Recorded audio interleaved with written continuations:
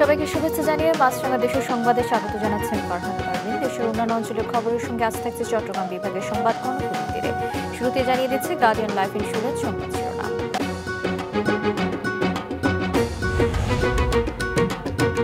তিন বিভাগে তাপপ্রবাহের সতর্কতার মাঝেই সারা দেশে খুলল সব শিক্ষা প্রতিষ্ঠান। বিভিন্ন স্থানে বজ্রপাতে গাছ পড়ে 5 জনের মৃত্যু। অন্তত 5 কিলোমিটার জুড়ে ছড়িয়ে পড়েছে আগুন। নেভাতে যোগ দিয়েছে বিমানবাহী হেলিকপ্টার তদন্ত কমিটির গঠন। এত বড় দুর্যোগেও ওই বাড়িগুলি দাঁড়িয়ে আছে কোন শক্তিতে? সেজন্য প্রয়োজন উচ্চ শক্তির নির্মাণ সামগ্রীর ব্যবহার, যেমন জিপিএইচ কোয়ান্টাম B600DR, বাংলাদেশের উচ্চ শক্তি সম্পন্ন একমাত্র রড। এবার বিস্তারিত। প্রবল তাপপ্রবাহের কারণে জারি করা হিট অ্যালার্ট আপাতত শেষ হচ্ছে। বিভিন্ন স্থানে ঝড় বৃষ্টির পূর্বাভাস দিয়েছে আবহাওয়া অফিস। যশোর, চুয়াডাঙ্গা সহ পশ্চিমাঞ্চলে তাপপ্রবাহ অব্যাহত রয়েছে। ডেস্ক রিপোর্টে দেখুন বিস্তারিত। ঢাকা, খুলনা ও বরিশাল বিভাগের উপর দিয়ে বয়ে যাচ্ছে মৃদু থেকে মাঝারি তাপপ্রবাহ। আজ সন্ধ্যা 6টা পর্যন্ত এই 3 বিভাগে হিট অ্যালার্ট জারি থাকবে। আবহাওয়া অধিদপ্তর জানিয়েছে তাপপ্রবাহ দেশের অনেক জায়গায় কমতে পারে। তাপদাহে হাঁসফাঁস জনজীবনে স্বস্তির সংবাদ দিচ্ছে আবহাওয়া অফিস। বৃষ্টি হতে পারে রংপুর, রাজশাহী, ঢাকা, সিলেট, ময়মনসিংহ, বরিশাল ও চট্টগ্রাম বিভাগের বিভিন্ন এলাকায়। আগামীকাল সোমবার থেকে চুয়াডাঙ্গা জেলার তাপমাত্রা কমতে শুরু করবে। আগামীকাল সোমবার দুপুরের পর থেকে রাতের ভিতরে চুয়াডাঙ্গা জেলায় বৃষ্টিপাতের সম্ভাবনা আছে।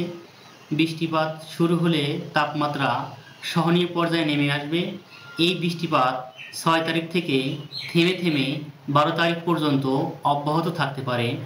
12 তারিখের পরে আবার তাপ বাড়তে থাকবে এবং মের দ্বিতীয় অর্ধে বা মাঝামাঝি সময়ে একটা মাঝারি থেকে তীব্র তাপপ্রবাহের সম্ভাবনা আছে।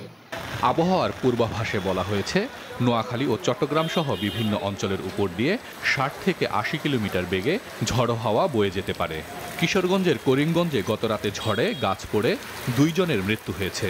দীর্ঘ 1 মাস পর আজকে যে বৃষ্টি, হঠাৎ এত বৃষ্টি, আরে পানি বাসায় হয়ে গেছে, সবাই ঠান্ডা হয়েছে। প্রচন্ড তাপদাহে করে আমাদের এই কিশোরগঞ্জে আজকের যে স্বস্তির বৃষ্টি হয়েছে তাতে আমাদের জনজীবন একদম সুস্থতার মধ্যে আছে, সজীবতা ফিরিয়েছে, একদম শীতল হাওয়া বয়ে দিয়েছে। এর জন্য আল্লাহর কাছে আমরা শুকরিয়া আদায় করছি। ঝড় বৃষ্টির সাথে প্রচুর বজ্রপাত হচ্ছে। খাগড়াছড়িতে বজ্রপাতে মা ছেলে সহ 3 জন মারা গেছেন। দীঘিনালায় ভোর 5টার দিকে বজ্রপাতে ঘরে আগুন ধরে গেলে ঘুমিয়ে থাকা মা ও ছেলের মৃত্যু হয়। জ্বলে ভস্ম হয়ে যায় ঘর। রামগড়ে মারা যান আরেকজন। আগামী 48 ঘন্টায় সিলেট, সুনামগঞ্জে নদ নদীর পানি কয়েকটি পয়েন্টে স্বল্প মেয়াদী প্রাক মৌসুমি বিপদসীমা অতিক্রম করতে পারে বলে জানিয়েছে বন্যা পূর্বাভাস ও সতর্কীকরণ কেন্দ্র। হাসান মেহেদি, মাছরাঙা নিউজ ডেস্ক। তাপপ্রবাহের সতর্কবার্তার মাঝেই সারা দেশে প্রাথমিক ও মাধ্যমিক পর্যায়ের সব স্কুল খুলেছে। স্কুল খোলা নিয়ে বিভিন্ন অঞ্চলের শিক্ষক, শিক্ষার্থী এবং অভিভাবকদের মাঝে রয়েছে মিশ্র প্রতিক্রিয়া। ডেস্ক রিপোর্টে দেখুন বিস্তারিত। দীর্ঘদিন পর স্কুল খোলার আনন্দে বাবা মায়ের হাত ধরে কিছুটা আগে শিক্ষা প্রতিষ্ঠানে এসেছে শিক্ষার্থীরা। প্রতিটা ক্লাসে শিক্ষার্থীদের উপস্থিতি ছিল বেশ ভালো। রোজা, ঈদ ও তাপপ্রবাহের লম্বা ছুটির পর শিক্ষার্থীদের পদচারণায় প্রাণবন্ত হয়ে ওঠে স্কুলের পরিবেশ। কিন্তু যশোর, চুয়াডাঙ্গা সহ যেসব এলাকায় এখনো তাপপ্রবাহ বিরাজ করছে তাদের ক্লাস করাটা কিছুটা কষ্টই হয়েছে। শ্রেণীকক্ষে হাঁসফাঁস করতে দেখা গেছে শিক্ষক শিক্ষার্থীদের। দুর্ভোগের মাত্রা আরও বাড়িয়ে তোলে লোডশেডিং। কেউ কেউ পাখা, চার্জার, ফ্যানের মাধ্যমে প্রশান্তি খোঁজার চেষ্টা করে। তাপদাহ এলাকায় স্কুল আরও কিছুদিন বন্ধ অথবা স্কুলের সময় পরিবর্তনের দাবি তাদের।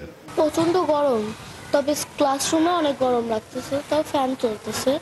স্কুলটা যদি একটু আগে ছুটি হওয়ার পারমিশন যদি দেওয়া যেত তাহলে খুব ভালো হতো। বিদ্যুৎ না থাকায় অনেক কষ্ট হচ্ছে। যদি বিদ্যুৎটা থাকতো আমরা একটু আরামে পড়াশোনা করতে পারতাম। এই গরমের মধ্যে স্কুল আসাটা কষ্টকর হচ্ছে। ধরো অনেকদিন বন্ধ পেল, এই তো আবার স্কুলও খুললো, গরমও, সবকিছু আসলে ভালো খারাপ দুটোটাই তো আছে। মেঘলা আকাশের কারণে অনেক এলাকার পরিবেশ ছিল স্বস্তিদায়ক। ক্লাসে ফিরতে পেরে বন্ধুদের সাথে আনন্দে মেতে ওঠে শিক্ষার্থীরা। অভিভাবকরা জানান স্কুল খোলার ফলে শিক্ষার্থীরা পড়াশোনামুখী হবে। স্কুল খুলছে, আমরা খুব আনন্দিত বোধ করতেছি। স্যারেরা আমাদেরকে ছাতা এবং পানির পট আনতে বলছে। ক্লাস যদি এখন না হয়, নতুন কারিকুলাম হচ্ছে, পরবর্তীতে পরীক্ষার সময় প্রবলেম পড়বে। গ্রুপ ওয়ার্ক এগুলো তো স্কুলেই করি আমরা, তাই বাসায় তেমন পড়া হয় না। আমরা স্কুলে পর্যাপ্ত ফ্যানের ব্যবস্থা করেছি, বিশুদ্ধ পানির ব্যবস্থা করে রাখা হয়েছে, যাতে বাচ্চারা তারা তাদের প্রয়োজন অনুযায়ী পানি পান করতে পারে। আমাদের ঊর্ধ্বতন কর্তৃপক্ষ আমাদেরকে জানিয়েছেন যদি সিভিয়ার পর্যায়ে যদি কোনো রকম সমস্যা হয় তাহলে আমরা ঊর্ধ্বতন কর্তৃপক্ষের সঙ্গে আলোচনা করে আমরা বিদ্যালয়ে কি ব্যবস্থা নিতে হবে সেটা আমাকে জানাবেন, আমরা সেই বিষয়ে ব্যবস্থা নেব। আর স্কুল খোলার সঙ্গে সঙ্গে আমরা বৈদ্যুতিক ব্যবস্থা ঠিক আছে কিনা, পানীয় জলের ব্যবস্থা ঠিক আছে কিনা এবং শিশুরা কোনো অসুস্থ পড়ছে কিনা সেটা আমরা জানার জন্য আমরা মেডিকেল টিমের সঙ্গে যোগাযোগ করার জন্য আমরা কর্তৃপক্ষকে নির্দেশ দিয়েছি। শিক্ষার্থীদের সুবিধার কথা চিন্তা করে তাপদাহ জেলাগুলো সহ বিভিন্ন জেলার স্কুলের ক্লাসের সময়সীমা কিছুটা কমিয়ে দিয়েছে শিক্ষা প্রতিষ্ঠানগুলো। দুপুরের মধ্যে ছুটি হয়ে যায় অধিকাংশ স্কুল। হাসান মেহেদি, মাছরাঙা নিউজ ডেস্ক। দর্শক, যশোর এবং রংপুরে তাপপ্রবাহ এবং স্কুল খোলার খবরাখবর জানিয়েছেন আমাদের সহকর্মীরা। আসলে শহরের অধিকাংশ রাস্তাঘাট ফাঁকা এবং মানুষের উপস্থিতি খুবই কম। যারা বিনা প্রয়োজনে বা প্রয়োজনে ঘর থেকে বের হচ্ছেন তারা আসলে ক্লান্ত হয়ে যাচ্ছেন। মানুষের এই অবর্ণনীয় কষ্টে আসলে আমরা লক্ষ্য করেছি। আমরা দেখেছি যে বিভিন্ন ডাবের দোকান বা শরবতের দোকান যেখানে ঠান্ডা একটু খেয়ে মানুষ স্বস্তির চেষ্টা করছেন। এছাড়া আমরা দেখেছি যে বিভিন্ন গাছতলায় মানুষ জিরে নেওয়ার চেষ্টা করছেন। সবকিছু মিলিয়ে যশোরে আসলে পরিস্থিতি উত্তপ্ত হয়ে উঠেছে। আমরা কথা বলেছি জেলা প্রাথমিক মাধ্যমিক শিক্ষা অফিসের সাথে, তারা বলছেন এই পরিস্থিতিতে আসলে স্কুল খুলে রাখা এবং শিক্ষার্থীদের ক্লাসে ফিরিয়ে আনা তাদের পক্ষে খুবই কষ্টকর হয়ে যাচ্ছে। তারা অভিভাবক, শিক্ষার্থী, শিক্ষক সকলের কাছ থেকে আসলে অভিযোগ পাচ্ছেন যে এই পরিস্থিতিতে স্বাভাবিক না হওয়া পর্যন্ত আসলে শিক্ষা প্রতিষ্ঠান না খোলার দাবি যারা জানাচ্ছেন বলে শিক্ষা অফিস থেকে আমাদেরকে জানানো হয়েছে। তারা বলছেন সরকারি সিদ্ধান্ত বাইরে তাদের যদিও তাদের কিছু করার নেই, তবে বিভিন্ন সুপারিশ তারা আসলে পাঠিয়েছেন। আমরা খোঁজ খবর নিয়েছি যে বিভিন্ন স্কুলে আসলে শিক্ষার্থীদের উপস্থিতি একদিকে যেমন খুবই কম ছিল। চলমান তাপপ্রবাহের পরে স্বাভাবিক তাপমাত্রা বিরাজ করায় সারা বাংলাদেশের মতো রংপুরেও সকল শিক্ষা প্রতিষ্ঠান খুলেছে শিক্ষা মন্ত্রণালয়ের নির্দেশে, যার কারণে আজকে বিভিন্ন শিক্ষা প্রতিষ্ঠানে শিক্ষার্থীর উপস্থিতির সংখ্যা অনেক বেশি। আমরা বিভিন্ন শিক্ষা প্রতিষ্ঠানের প্রধানদের সঙ্গে কথা বলেছি, তারা আমাদেরকে জানিয়েছেন আজকে তাদের শিক্ষার্থীর উপস্থিতির সংখ্যা প্রায় 70% উপরে।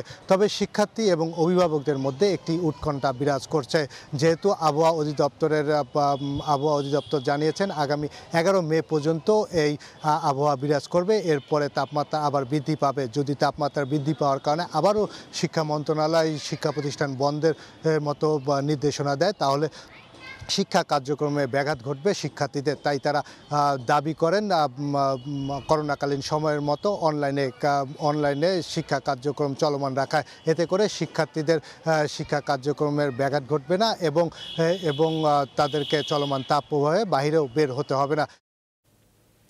এখনও চলছে সুন্দরবনের চাঁদপাই রেঞ্জের আমরবুনিয়া এলাকা। আগুন নিয়ন্ত্রণে কাজ করছে বনরক্ষী, গ্রামবাসী, ফায়ার সার্ভিসের পাশাপাশি নৌবাহিনী, কোস্টগার্ডের 7টি ইউনিট। বিমান বাহিনীর একটি দল হেলিকপ্টার থেকে পানি ছিটানো শুরু করেছে। মংলা প্রতিনিধি আমির হোসেন আমর পাঠানো তথ্য এবং ছবিতে ডেস্ক রিপোর্ট। সুন্দরবনের চাঁদপাই রেঞ্জের আমরবুনিয়া এলাকার আগুন ছড়িয়ে পড়েছে অন্তত 5 কিলোমিটার এলাকা জুড়ে। সকাল থেকে ফায়ার সার্ভিসের 3টি ইউনিট আগুন নেভানোর কাজ শুরু করেছে। ভোলা নদী থেকে পানির সংযোগ নেওয়া হয়েছে। ফায়ার সার্ভিসের পাশাপাশি কোস্টগার্ড, নৌবাহিনী, বন বিভাগ, পুলিশ ও স্থানীয় প্রশাসন আগুন নেভাতে কাজ করছে। গতকাল বিকালে অগ্নিকাণ্ডের ঘটনা নজরে এলে বন বিভাগ সহ স্থানীয় ফায়ার সার্ভিসের 2টি ইউনিট এগিয়ে যায়, কিন্তু রাত নামায় এবং কাছাকাছি কোনো পানির উৎস না থাকায় কাজ শুরু করতে পারেনি। আগুন লাগছে সুন্দরবনে শুই না, আমরা দ্রুতভাবে স্থানীয় যারা আছি সবাই আসছি। মোটামুটি এখানে প্রশাসনের লোকও কাজ করতে আছে আগুন নিবানোর জন্য। ভোরে আরম্ভ হয়েছি, কাজ বাজ করছি, ড্রেন কাটতে আসি, পানি দিতে আসি। বিভিন্ন রকম পন্থা করে পানি দেওয়ার পরে স্বাভাবিক নিয়ন্ত্রণে আসছে। কালকার বিকেলেও আমরা বালতি নিয়ে পানি দিয়েছি, কলস নিয়ে পানি দিয়েছি এবং আজকেও 3 ঘন্টা পানি দিয়েছি বালতি নিয়ে। 24 বছরে সুন্দরবন 26 বার আগুন লেগেছে এবং এতে বনের প্রায় 75 একর বনভূমি ধ্বংস হয়ে গেছে, আগুনে পুড়ে গেছে। যতবারই এই আগুন লেগেছে তার কারণ অনুসন্ধান করতে যে জানা গেছে যে এই আগুন লাগার পিছনে অসাধু বন কর্মকর্তা এবং কিছু অসৎ মাছ ব্যবসায়ী তাদের যোগ সাদস্যেই সুন্দরবনে আগুন লাগানো হয়। এই আগুন লাগার এর দায়ভার বন বিভাগ এড়াতে পারে না এবং এই আগুন লাগার পিছনে এই অসৎ মাছ ব্যবসায়ী, অসৎ বন কর্মকর্তা এবং অদক্ষ মোয়ালদের কারণেই এই আগুন লেগেছে এবং তারা এ ব্যাপারে এই আগুন নেভানোর ব্যাপারেও তারা আন্তরিক না। কাজেই এই ব্যাপারে সরকারকে, বন বিভাগকে আরও উদ্যোগী ভূমিকা করতে হবে। যদি সব কিছু ঠিক থাকে, আমরা যেভাবে কাজ চালিয়ে যাচ্ছি আমরা সবাই সম্মিলিতভাবে, বেশি দিন সময় লাগবে না ইনশাল্লাহ। আমরা যদি পসিবল হয় 2 থেকে 3 দিনের মধ্যে আমরা ইনশাল্লাহ নিভিয়ে ফেলতে পারবো। ফায়ার সার্ভিসের যে টিম এসেছে তারা কাজ শুরু করতে তাদের মেশিন এখনও এখানে আনতে পারেনি, নৌকা এবং যানবাহন এবং যাতায়াতের পথ প্রস্তুত না করার জন্য। তো আমরা সর্বোচ্চ এফোর্ট দিচ্ছি যাতে দ্রুত আগুন নিয়ন্ত্রণ করা যায়। অগ্নিকাণ্ডের কারণ অনুসন্ধানে চাঁদপাই রেঞ্জের সহকারী বন সংরক্ষক রানা দেবকে প্রধান করে 3 সদস্যের তদন্ত কমিটি গঠন করা হয়েছে। আগামী 7 কার্যদিবসের মধ্যে প্রতিবেদন দেওয়ার কথা রয়েছে কমিটির। আগে আমাদের এখন প্রথম দায়িত্ব হবে আগুনটা নিয়ন্ত্রণে আনা, আগুনটা নির্বাপন করা। তারপরে আমরা ইনকোয়ারি টিম করব, ইনকোয়ারি টিম করে বিস্তারিত তদন্ত করে আমরা জানতে পারব। দ্রুত নিয়ন্ত্রণ করা না গেলে আগুন আরও ছড়িয়ে পড়ার আশঙ্কা করছেন সংশ্লিষ্টরা। মাছরাঙা নিউজ ডেস্ক। এবার চট্টগ্রাম বিভাগের সংবাদ কর্ণফুলীর তীরে।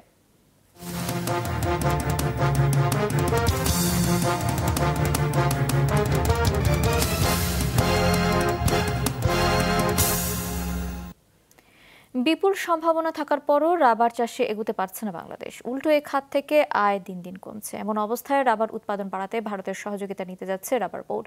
এজন্য 2 পক্ষের মধ্যে সমঝোতাও হয়েছে বলে জানিয়েছে সংস্থাটি। নাজমুল সাদিকের রিপোর্ট, ক্যামেরায় ছিলেন রবিউল টিপু। গাছের কষ বা ল্যাটেক্স থেকে তৈরি হয় রাবার, আর যেসব গাছে তা পাওয়া যায় তাই স্থানীয়ভাবে পরিচিত রাবার গাছ নামে। বনশিল্প উন্নয়ন কর্পোরেশনের তথ্য মতে দেশের 43,500 একর এলাকা জুড়ে রাবার বাগান আছে। সেখান থেকে 2022 সালে 5,768 টন রাবার পাওয়া গেছে, অর্থাৎ প্রতি একরে উৎপাদন হয়েছে মাত্র 130 কেজি রাবার। এই সিঙ্গাপুর থেকে শুরু কম্বোডিয়া অনেকগুলো দেশ আছে, এই তাদের যে ভ্যারাইটি দিয়ে তারা চাষ করে তাতে কিন্তু উৎপাদন অনেক বেশি হয়। দেশের প্রতিটা গাছের উৎপাদন বছরে প্রায় 3,000 কেজি হয়। আর আমাদের দেশে যে আছে যে ধরনের ভ্যারাইটি আছে তাতে বছরে 350-400 কেজি হয়। 3,000 কেজি আর 350-400 কেজি। ওদের দাবি হচ্ছে যদি আমরা উন্নত জাতের ক্লোনগুলো আমরা আমদানি করতে পারি তাহলে তাদের রাবার চাষটা অনেক বেশি তারা আন্তরিকভাবে করতে পারবে। এখানে আরও কিছু ফ্যাক্টর দায়ী। এই যে রাবার চাষিরা আসলে রাবার চাষ থেকে যেহেতু ফিরে আসতে চাচ্ছে, ওরা রাবার চাষের যেভাবে পরিচর্যা করা উচিত সেভাবে তারা করছেন না। হিসেব বলছে বিশ্বে প্রাকৃতিকভাবে যত রাবার উৎপাদন হয় তার 93% সরবরাহ করে এশিয়ার দেশগুলো, বিশেষ করে পার্শ্ববর্তী চীন, থাইল্যান্ড ও ভারত।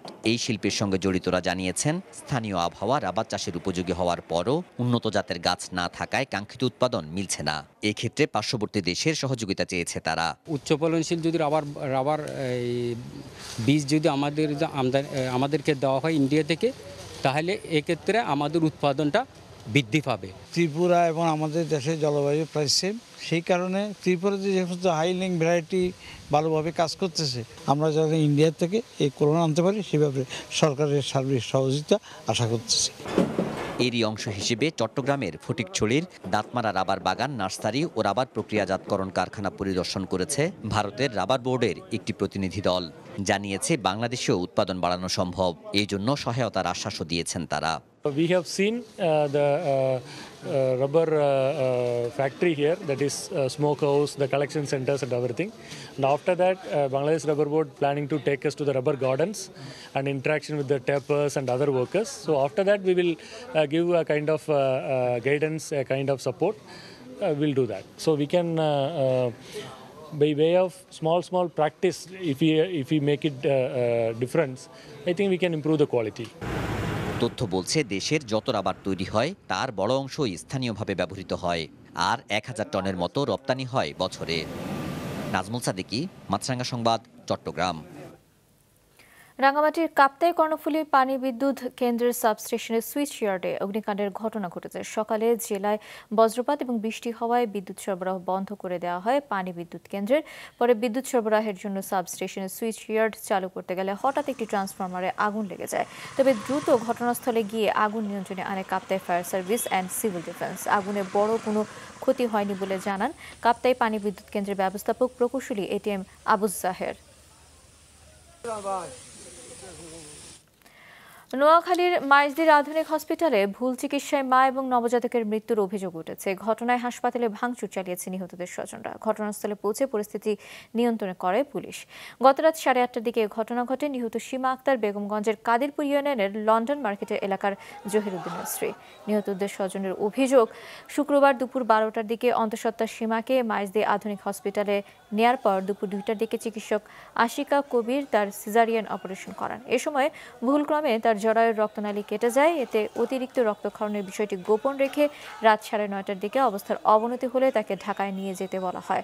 ঢাকা মেডিকেলে শনিবার সন্ধ্যায় মা এবং সন্তান দুজনেরই মৃত্যু হয়।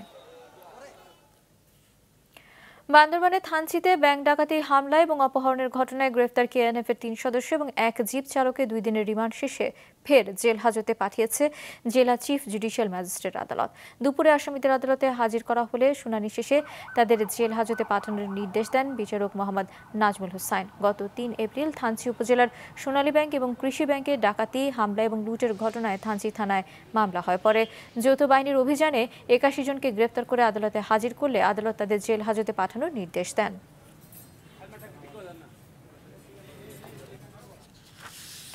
চট্টগ্রামের বাঁশখালীর প্রবেশমুখে সাঙ্গু নদীর উপর নির্মিত তৈলার দ্বীপ সেতুতে যানবাহনের সকল প্রকার টোল প্রত্যাহারের দাবি জানিয়েছে স্থানীয়রা।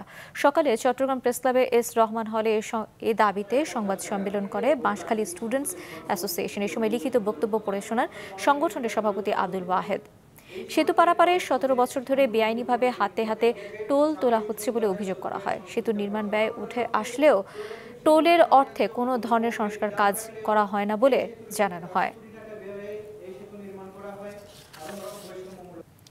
আসছে 8 মে উপজেলা পরিষদ নির্বাচনকে কেন্দ্র করে দেশের বিভিন্ন জেলায় জোর প্রচার চালাচ্ছেন প্রার্থীরা। ব্রাহ্মণবাড়িয়ার সরাইল এবং নাসিরনগর উপজেলা নির্বাচনী চেয়ারম্যান পদে 11 জন ছাড়াও ভাইস চেয়ারম্যান পদে 30 জন প্রার্থী প্রতিদ্বন্দ্বিতা করছেন।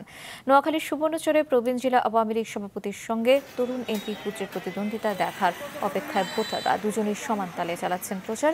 এদিকে তৃতীয় ধাপে চাঁদপুর উপজেলা নির্বাচনের মনোনয়নপত্র যাচাই বাছাই শেষ হয়েছে আজ। এই সময় ঋণ খেলাপির দায়ে কোচো উপজেলা পরিষদের চেয়ারম্যান প্রার্থী সৌরভ হোসেন সোহাগ এবং কাগজপত্রের ত্রুটি থাকায় ফরিদগঞ্জ উপজেলা পরিষদের ভাইস চেয়ারম্যান প্রার্থী কামরুজ্জামান পাটোয়ারির মনোনয়নপত্র বাতিল করা হয়। ভারতে পেঁয়াজ রপ্তানি নিষেধাজ্ঞা তুলে নেওয়ার খবরে একদিনের ব্যবধানে পণ্যটির দাম কমেছে কেজিতে 10 টাকা। গতকাল প্রতি কেজি দেশীয় পেঁয়াজ বিক্রি হয়েছে 70 টাকায়, আর আজ বিক্রি হচ্ছে 60 টাকা দরে। ব্যবসায়ীরা জানান ভারতের পেঁয়াজ রপ্তানি নিষেধাজ্ঞা তুলে নেওয়ার খবরে মজুদ পেঁয়াজ ছাড়তে শুরু করেছেন মজুতদাররা। এতে করে পাইকারি বাজারে বেড়েছে সরবরাহ। মন প্রতি দাম কমেছে 3 থেকে 400 টাকা। খুচরা বিক্রেতারা জানান কম দামে পেঁয়াজ কিনতে পারায় কেজিতে 10 টাকা কমে বিক্রি করছেন তারা। লক্ষ্মীপুরে তাপদাহে বিপর্যস্ত মানুষের মাঝে সুপেয় পানি এবং খাবার স্যালাইন বিতরণ করেছে জেলা যুবলীগ। দুপুরে জেলা ঝুমুর হল চত্বরে যুবলীগ চেয়ারম্যান অধ্যাপক শেখ ফজলে শামস পরশ এবং সাধারণ সম্পাদক মাইনুল হোসেন খান নিখিলের নির্দেশনায় সুপেয় পানি এবং খাবার স্যালাইন বিতরণ করা হয়। তাপদাহ না কমা পর্যন্ত এমন কার্যক্রম অব্যাহত থাকবে বলে জানান জেলা যুবলীগ নেতা শেখ জামান রিপন।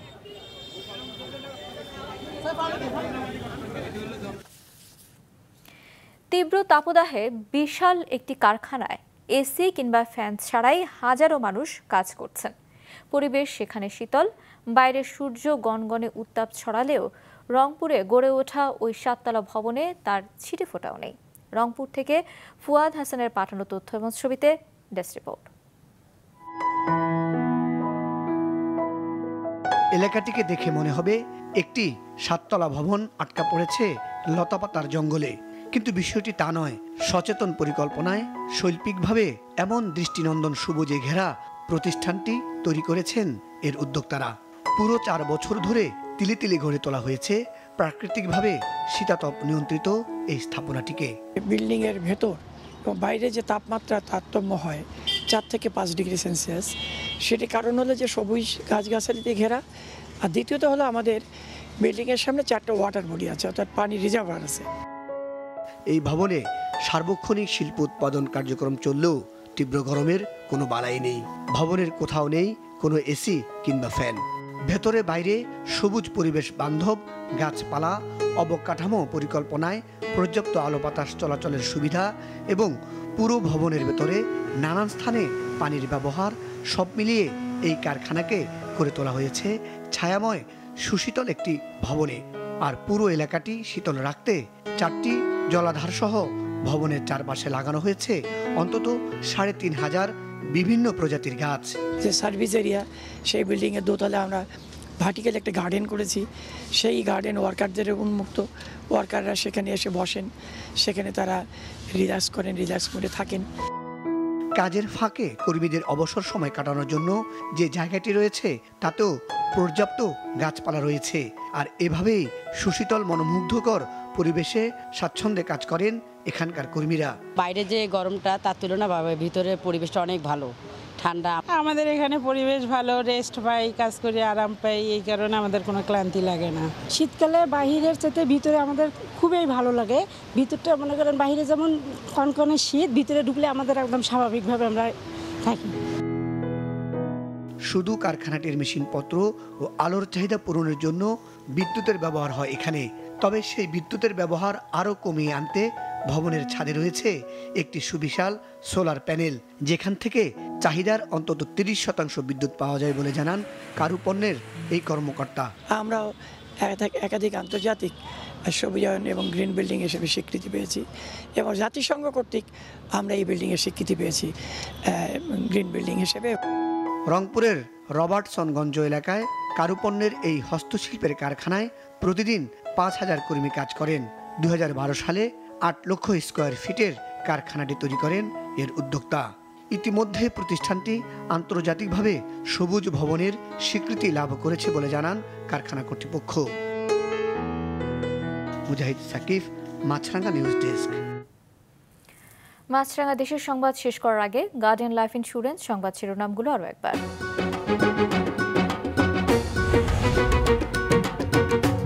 3 বিভাগে তাপপ্রবাহের সতর্কতার মাঝে সারা দেশে খুলল সব শিক্ষা প্রতিষ্ঠান। বিভিন্ন স্থানে বজ্রপাতে গাছ পড়ে 5 জনের মৃত্যু। সুন্দরবনের অন্তত 5 কিলোমিটার জুড়ে ছড়িয়ে পড়েছে আগুন। নেভাতে যোগ দিয়েছে বিমান বাহিনীর হেলিকপ্টার। তদন্ত কমিটি গঠন। সম্ভাবনাময় রাবার চাষে অগ্রগতি কম, আয়ও কমছে। উৎপাদন বাড়াতে ভারতের সহযোগিতা নেবে রাবার বোর্ড।